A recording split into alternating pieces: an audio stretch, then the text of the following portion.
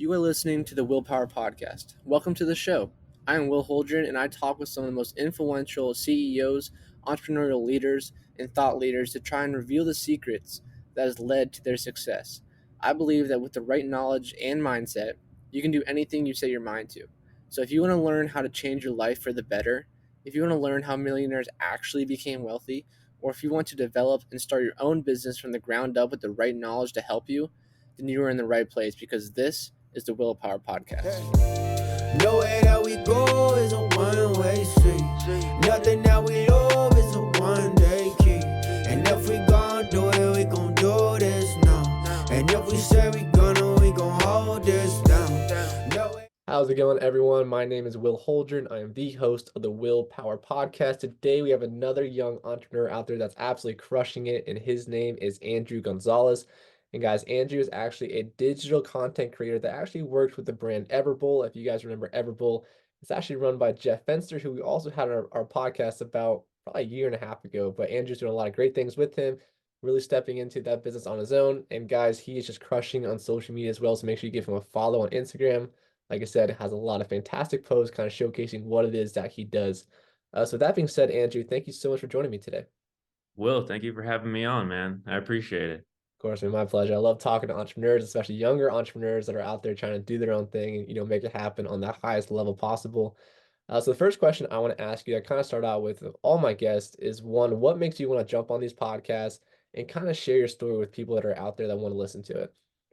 Yeah, great way to start. It's funny that you asked that too, because recently I've been getting a lot more just requests. I mean, I was on one last Saturday down here in San Diego as well. I have one coming up next week.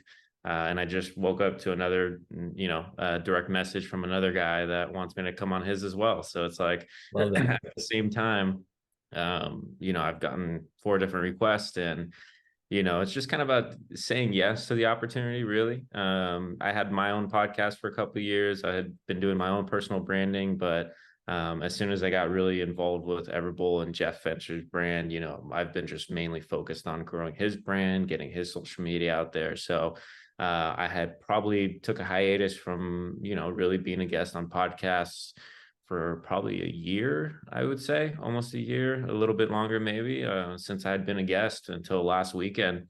So I think it's really just sharing that story or the journey. I think we all have our own paths that can maybe seem relatable to other people that are going through it. Like you said, there's a lot of aspiring entrepreneurs that listen to your podcast. So if there's anything I can share through my journey or through my struggles and adversity and, kind of sharing the other side of it with someone who might be still going through it and not seeing, the light at the end of the tunnel, for me, it's just kind of being able to impact 1 or 2 people through just telling and sharing the story. Yeah, that's a great mindset. And one of the things I love that you said is it's all about just saying yes. Right? Entrepreneurship, as you know it, as I know it, if you want to get out there, make things happen, all starts with saying yes to something. Right? Stepping out of your comfort zone is trying something new. And obviously, you're starting to crush it now. More and more people are reaching out to you, and pretty soon, man, your brand is gonna blow up. So it's pretty cool to see. And so, kind of walk me through what was your childhood like? Did you always want to be an entrepreneur growing up, or kind of how did you step into entrepreneurship on your own? Yeah, no, I didn't even really know what entrepreneurship was. I grew up with immigrant parents. I'm first generation born here. Oh, wow. Yeah, so I came over here. My parents both came from Mexico when they were probably in teenage ages. And just the fact that they got an opportunity to come here, try to start a better life. They had me and my sister growing up. My younger sister's about 7 years younger, but really growing up, I wasn't really good at anything. The thing I was best at was like making friends. Like Yeah. that was like pretty much it. Like sports was never really my thing. School was never really my thing. I just didn't find too crazy interest in it. But really when the spark for entrepreneurship happened is a little bit after high school. I really wasn't sure what I wanted to do. I just finished graduating. I got into this cycle of kind of like starting to just be around the wrong kinds of crowds that are just partying and doing stuff that really aren't going to serve you later on. And that was the start of it. But during that time, I had a best friend who wanted to go up to Monterey, up north of me, probably like 6 or 7 hours. And we were going to go to college. And at the time, I didn't know what I would possibly want to go to college for. I barely even like school from elementary all the way through to Right. start with. Right. So the school he was looking at was like some little community school, but he loved the Bay Area. He wanted to go up there. And I was gonna just pick like music production. I really loved music growing up. I could play like 5 different instruments. I was in band like for 5 years when I was a kid. Like, I Awesome. really just loved like the creative part of it. I really enjoyed.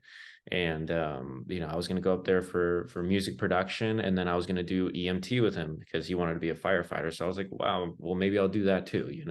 So I was just kind of picking things just to kind of try and do it. And Right. probably about 3 months prior, I ran into a guy who was kind of neighbors. He lived a few streets up from a good friend of mine, and we'd always pass by this guy's house. And every time we'd pass by, there'd be like different new exotic cars. Like one day it'd be a Lamborghini, one day it'd be a Ferrari, one day it'd be like a Rolls Royce or different cars. And there was some car I just didn't even know what they were. I just knew they were expensive. Right.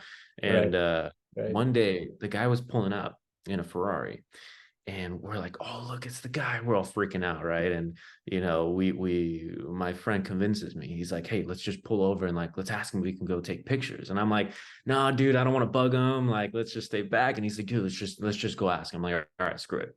So we walk up and go ask this guy, like, hey man, can we take a picture of your car? He's like, yeah, super cool. He's go for it, yeah, knock yourself out. And then my buddy asked him, he's like, how many cars do you have? We always see different cars here. He's like, a little less than 300. And we were just like, wait, what? And Right. he's like, you heard of this dealership? And he's like, I own an exotic car dealership.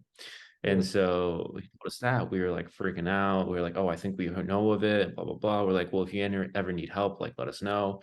And he was like, you know what, come by, pick up an application tomorrow, and we'll see if we can help you guys out or something. And after that moment, I went the very next morning, picked up an application, submitted it the same day, and right. And then nonstop every single week for the next 3 months, I was calling. And I would call every single Friday, and they'd be like, oh, you know what, we haven't got to it, but like, call next week. And each time they'd be like, call next week, kept pushing it off. Yeah. And eventually all my friends, everyone was like, bro, like stop calling that place. They're not gonna hire you guys. Like, why do you keep wasting your time? I'm like, Right. no, I'm just gonna they told me to call next week. Like, I'm gonna call next week. And so eventually, 2 weeks before moving up north to go to college, they call me back, and they bring me and my best friend in there, and they hired both of us on the spot. And in Wow. that moment, especially when I was 18, I was like, college or drive a bunch of exotic cars every day. I was way leaning more towards this side. Yeah. But the funny thing about that is when I started with them, it was so different. I was like, I was looking at it like, oh, there's going to be a bunch of doctors and lawyers that come in and buy cars, right? And every guy that would come in, I would always ask questions, and I was pretty curious every time I got some alone time with some of them. And every time they'd be like, oh, I own this company, or I own this company. Or this one guy even came in with his wife one weekend because they were bored on a Sunday, like, and they brought their dog in with them, and they left with a $400,000 Ferrari paid in full. And I was just talking to this guy. I'm like, what do you do? And he's like, I own a warehouse that manufactures nail polish remover.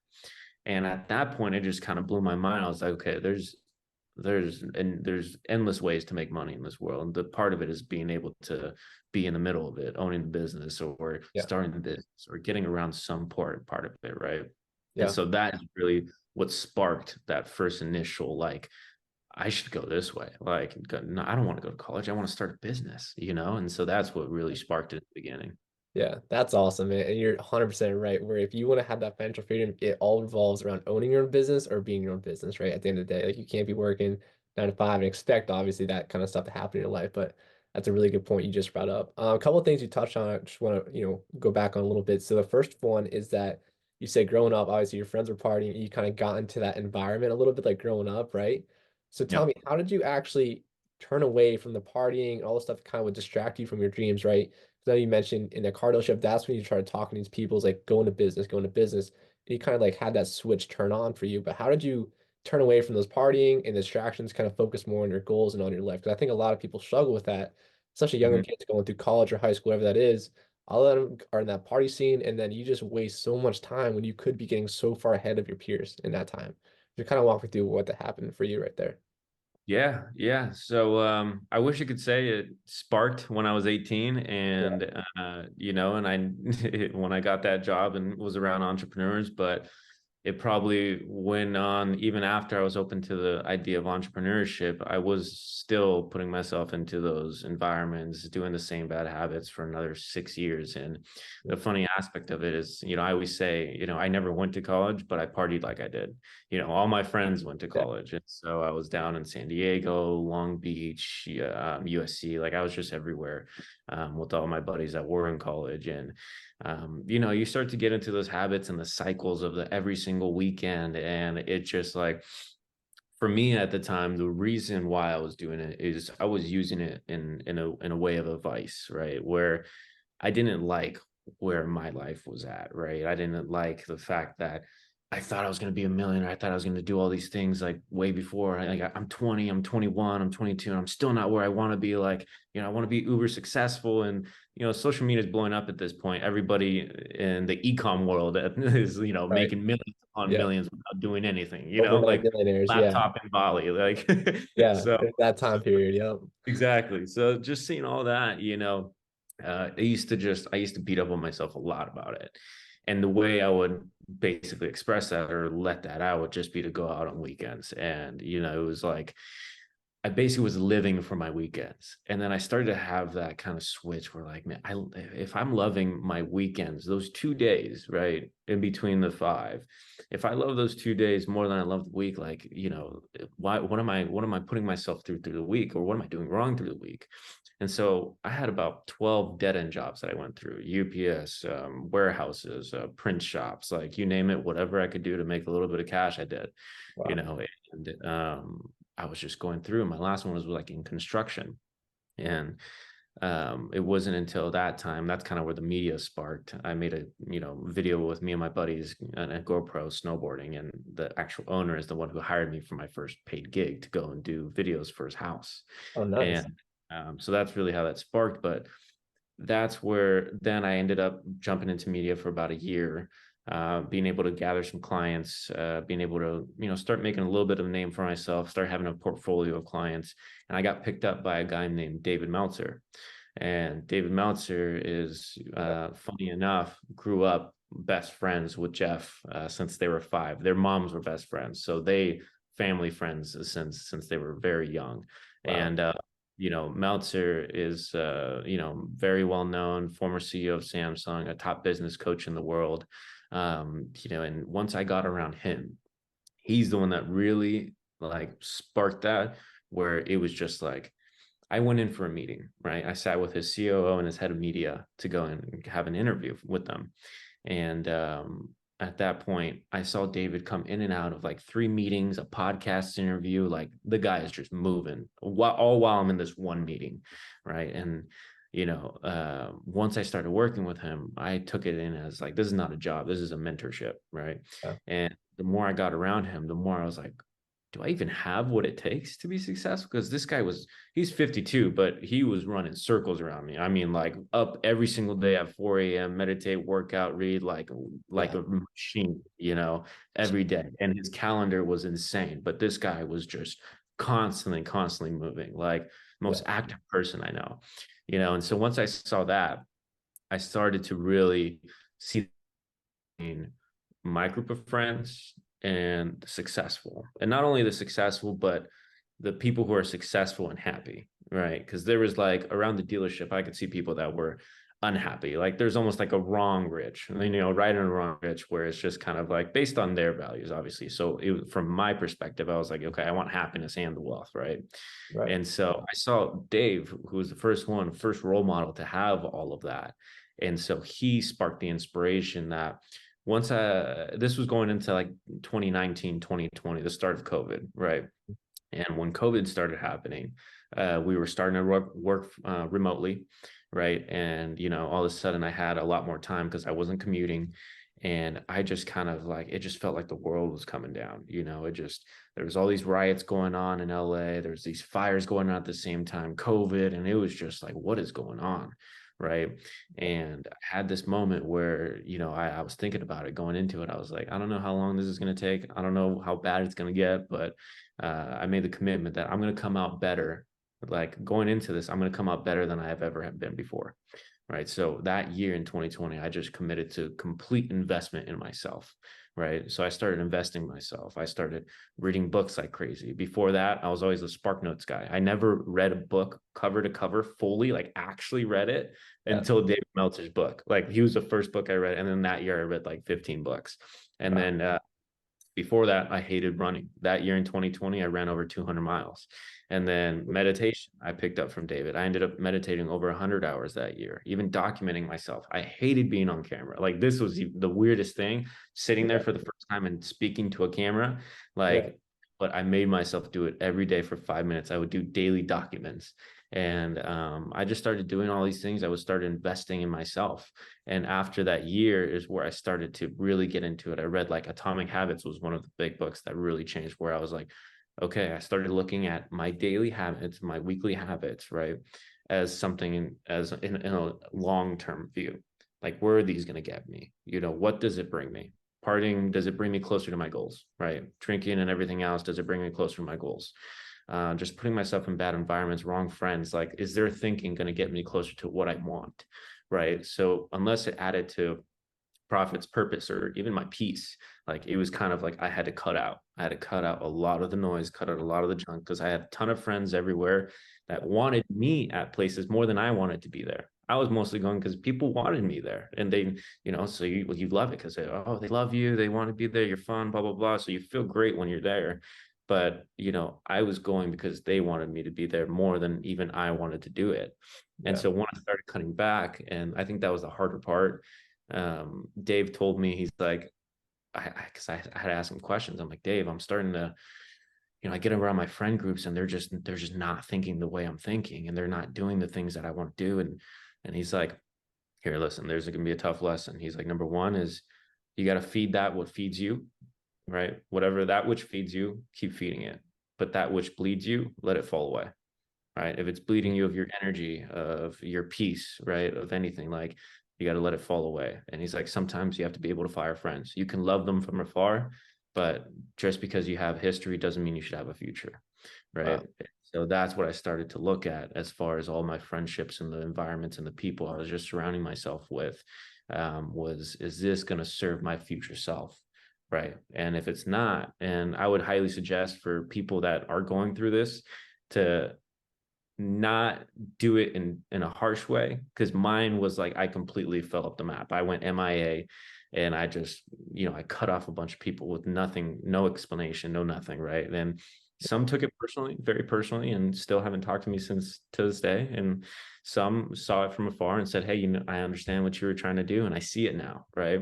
And if I could have gone back, I would probably do it a little bit nicer, be able to express that, hey, it's not you, that's it's not the person, it's just I don't trust myself in those environments to do the decisions, to make the right decisions, or to resist from temptations, right?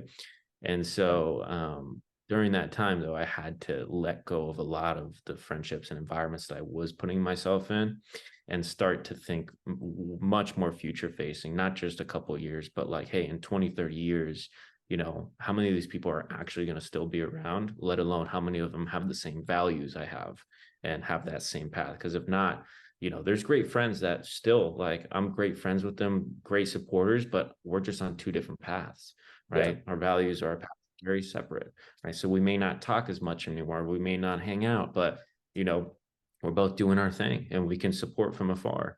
So I think that's one of the bigger things. Like I said, I would still do it in a way that shows that, hey, I'm trying to do this for me, but that is a part that, I think you have to go through in order to open that up.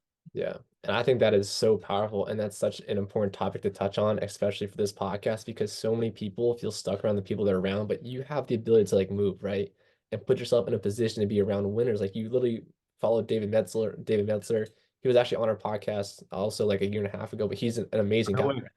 And so Yeah. like a top CEO, and when you get a chance to learn from people like that, you see like the habits that it actually takes to become successful. And like you're talking like getting up at 4 a.m., meditating, like working out, like that's stuff that successful people do. Right. And it's going to be extremely hard to do that if you're around people that don't do that, people that sleep into like 9 o'clock, people that don't do anything on personal development. You start reading books. Again, so it just makes things easier on yourself to be in that environment that breeds success. Right.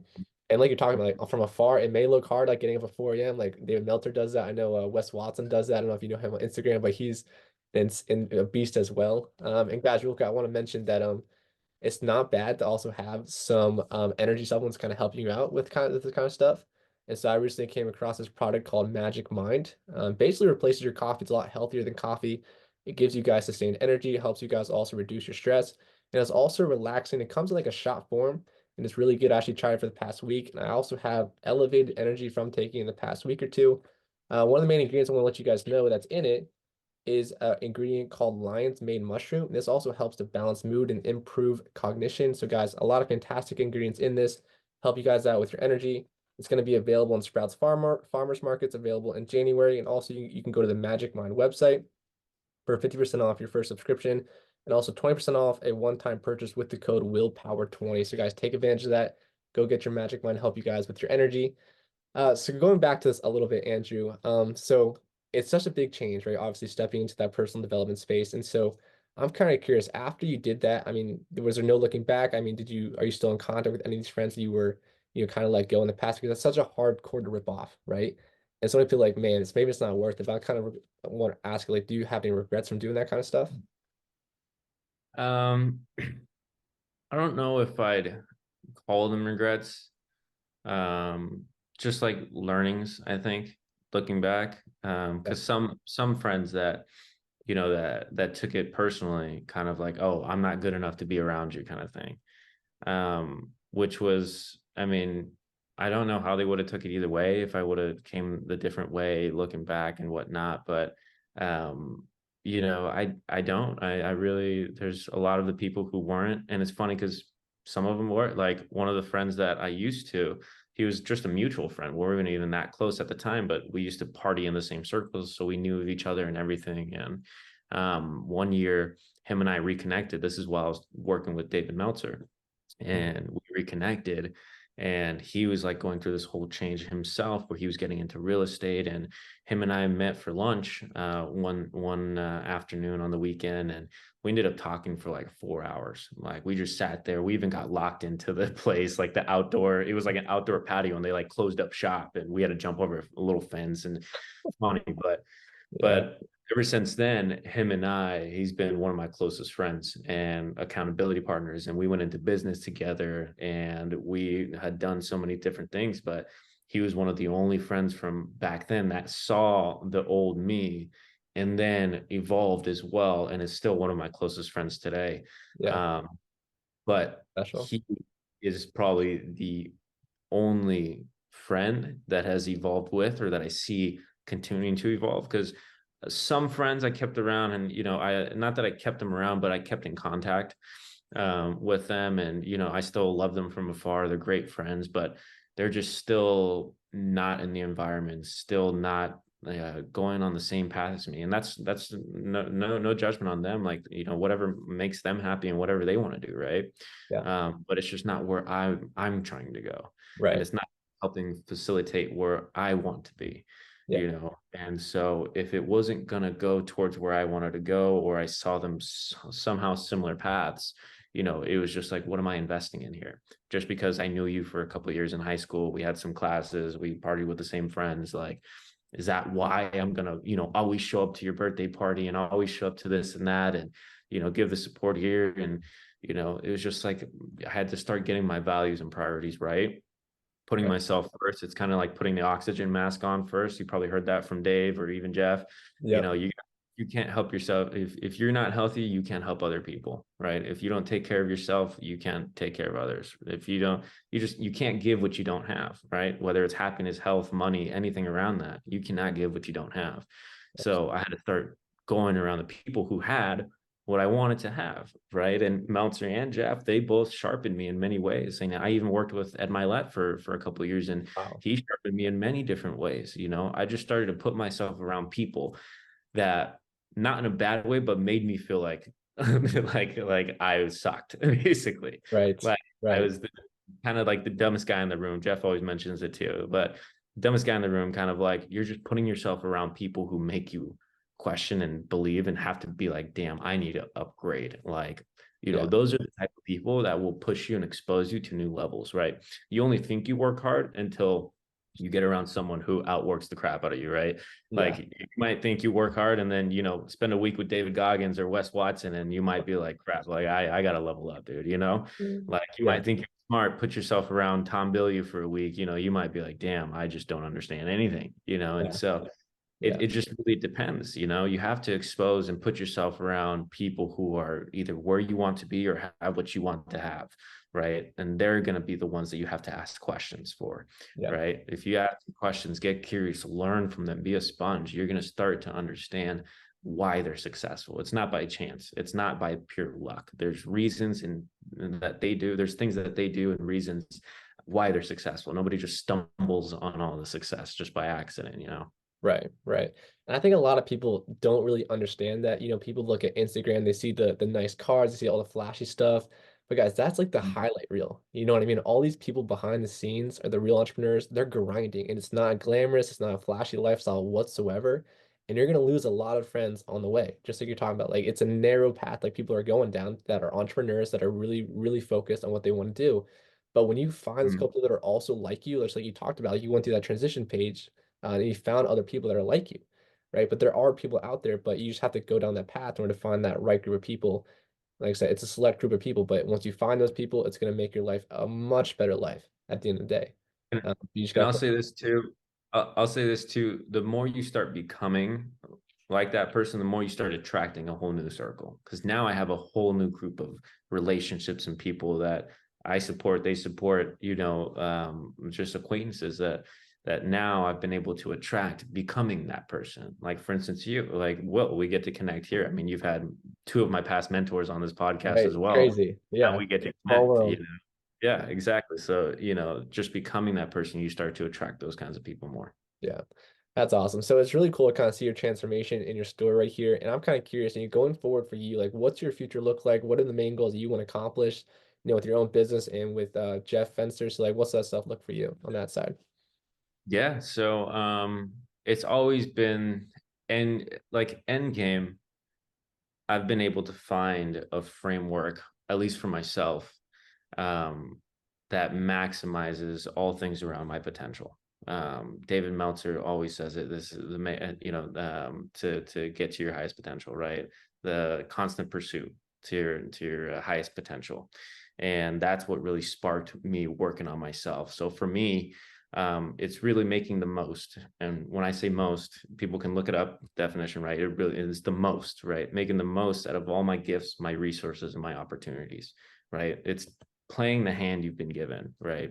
So not looking at it, because I know some people, it might look like, oh, they have a great hand, they've been dealt a great hand in life, right? Or I could look at my life and be like, man, my upbringing, my childhood, the lack of finance and lack of understanding knowledge, I could look at it all as like I was dealt a really crappy hand, right? But it's how you play the hand, because I could still look at my life and be like, there's kids in third world countries that, wouldn't have had a shot, or even my parents, the way they grew up, they went through the tough times. This was easy. I grew up here in the United States around tons of opportunity, right? So the fact that I'm even here just gives me an upper hand than even my ancestors, past family members, and everything else.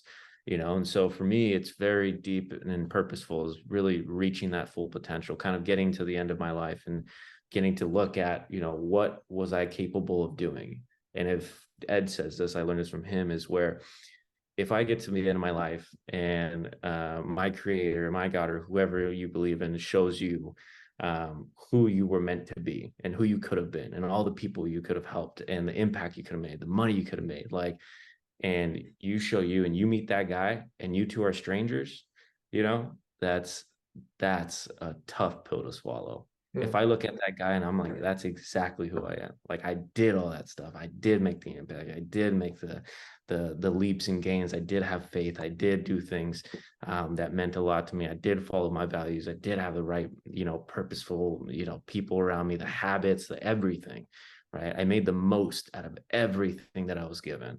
That's my end game. What that looks like all in between, I couldn't tell you. That's changed for me so many different times. Right Yeah. now it might be media and marketing and taking Jeff's brand as far as I can, evolving Everbowl as I can, having the skills to be able to adapt that and do that for myself, maybe later in life to be able to go and speak on stages. I had the opportunity through Ed's team to be able to do that a few times, and that's something that was very deep and passionate for me. I got to actually speak in front of 1,500 people following up John Gordon on a stage, which was not easy. I'm one of the Seriously. best speakers in the world, and I had to go Yeah. up my first time speaking in front of a crowd of people, and very nerve-wracking, but that's something that I know deep inside of me. I want to give back. I want to be able to do this. My natural abilities and gifts have always landed into this media marketing, and just the resource that I have between social media and everything else, because the resources alone, like the way I got around Jeff and David both times was a DM, like literally a direct message. I DM'd because I used to DM 30 people a day, non-negotiable when I started my business. And I had thousands of DMs that nobody would ever respond to or open to. And, I'd get a few gigs here. I started getting some traction, but one of those direct messages was David Meltzer. And he said, we're actually adding people to our team. Come by. Well, that's me working for David Meltzer is how I met Jeff. And then years later, Jeff posted a story about looking for someone. I replied to it. let alone from there, I had an interview with him, got hired later on. Right. And so it was just these little messages. And so for Yeah. me, it's just making the most out of, all the resources that I do have available to me. And then the opportunities that I get, the opportunity to come on here onto your show, speak to your audience, the opportunity to work around people like Jeff, make relationships, the opportunity to just be able to wake up in the morning and, this morning working out, getting my stuff in, like just Yeah. getting my routines in, and the opportunity to wake up today and go at it. Even if I failed the last 13 days in a row, like wake up today and try again. It's a brand new opportunity. So that's Yeah. really how I see when I look at end goals, end of life, really long term. But like I said, in the middle, it might change. It might go up and down and left and right and upside down. But as long as I have my North Star, I know where I'm going. Yeah, that is an amazing answer. And I love that, right? As long as you know that person at the end of life and you're like, you know what? I did everything I could and I'm friends with this guy. That's so powerful, right? Just following out your values every single day and what you got to do daily. And like you said, don't be overwhelmed and stressed about what happens in the middle. What's going to happen is going to happen, right? Just control what you can control. And I love that. That's such a great mindset. So before we hop off here, I want to say thank you again for hopping on. It's excellent kind of hearing your story a little bit. But before you go, is there anything else that you would like to say? And if people want to reach out to you, how can they go out and find you?